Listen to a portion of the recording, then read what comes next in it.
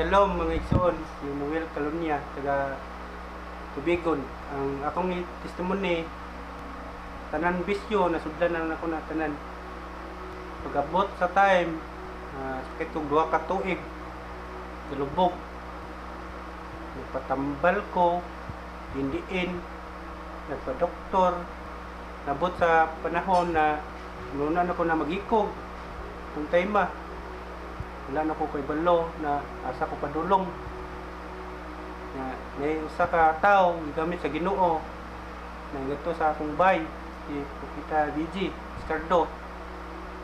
Salamat sa Ginoo kay nako karon na testimony so kaagi na di lalim yampuan ko ya dayon na ayo ko na karon ang kinabuhi kamugaway na wala na ko'y gibati malipayon ako.